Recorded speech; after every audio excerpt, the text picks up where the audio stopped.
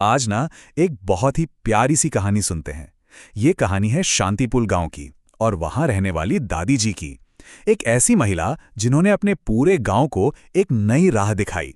तो चलिए इस खूबसूरत कहानी में साथ चलते हैं। तो कहानी शुरू होती है कुछ ऐसे। बहुत पुरानी बात है। ये सुनते ही लगता है ना कि हम किसी शांत सरल समय में पहुंच गए हैं। तो सबसे पहले चलिए चलते हैं शांतिपुर गांव और मिलते हैं इस कहानी की सबसे खास इंसान से, दादी जी से। जरा सोचिए, पहाड़ों के बीच बसा एक छोटा सा प्यारा सा गांव, और वहां की सबसे ऊंची पहाड़ी पर है एक पुरानी सी हवेली। इसी हवेली में रहती हैं एक महिला जिन्हें सब प्यार से दादी जी बुलाते हैं। अच्छा, दादी जी को अगर कोई पहली बार देखे ना, तो शायद उनकी असली ताकत का अंदाजा ही ना लगा पाए। मतलब शरीर से तो वो थोड़ी कमजोर दिखती थीं, कमर झुकी हुई, आंखें धुंधली, लेकिन उनके चेहरे पर एक ऐसी गजब की शांति थी, एक ऐसा धैर्य था जो कभी टूट ही नहीं सकता था। और उनका हर दिन बहुत ही सादा और प्यारा था। सूरज उगने से भी पहले उठ जाती थीं, प्रार्थना करतीं, फिर अपने खूबसूरत से बगीचे में लग जातीं। और शाम का वक्त तो गांव के बच्चों के नाम था, उन्हें कहानियां जो सुनानी होती थीं। वो अपनी कहानियों से ना बच्चों को एक बहुत गहरी बात सिखाती थी। वो कहती थीं, बच्चों, ये दुनिया एक किताब है। हर दिन एक नया पन्ना और हर मुस्कान एक अनमोल शब्द। कितनी कितनी खूबसूरत सोच है ना?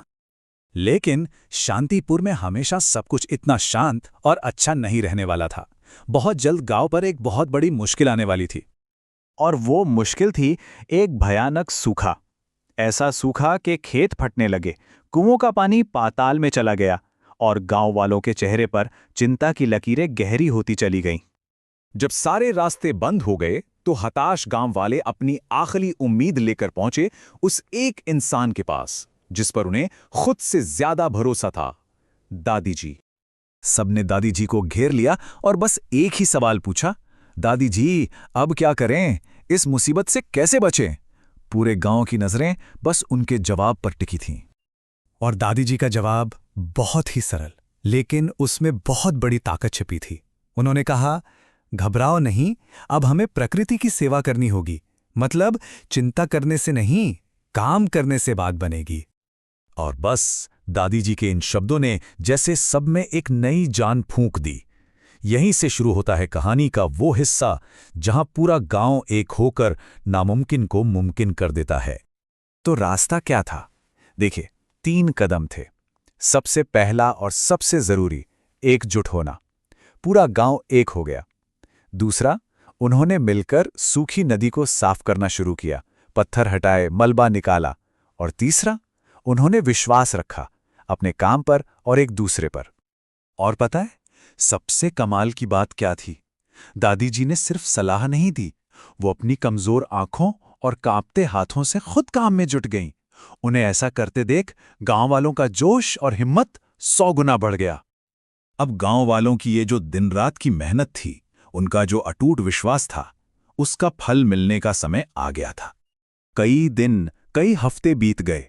गांव वाले बिना थके, बिना रुके बस काम करते रहे। और फिर एक शाम की बात है, सब थककर चूर थे, लेकिन हिम्मत किसी ने नहीं हारी थी। और फिर बारिश हुई। हाँ, आसमान से वो बूंदे नहीं, बल्कि गांव वालों की मेहनत और विश्वास बरस रहा था। देखिए, कोई मूसलाधार बारिश नहीं थी, बस हल्की हल्की बूंदें। लेकिन उतनी ही जरूरत थी, बस उतनी ही कि गांव के सूखे कुएं फिर से भर जाएं। शांतिपुर का संकट अब खत्म हो चुका था। इस एक घटना ने ना गांव वालों की नजरों में दादी जी को हमेशा के लिए बदल दिया।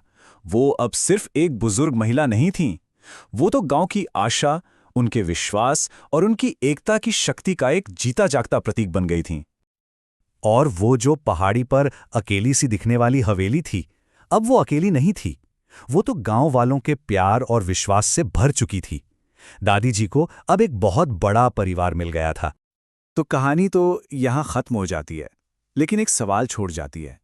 क्या दादी जी के बगीचे के फूलों के बारे में या उनकी किसी और कहानी के बारे में जानने की इच्छा होती है? शायद यही दादी जी का जादू था। वो हमेशा और जानने की एक उम्मीद जगा जाती थीं।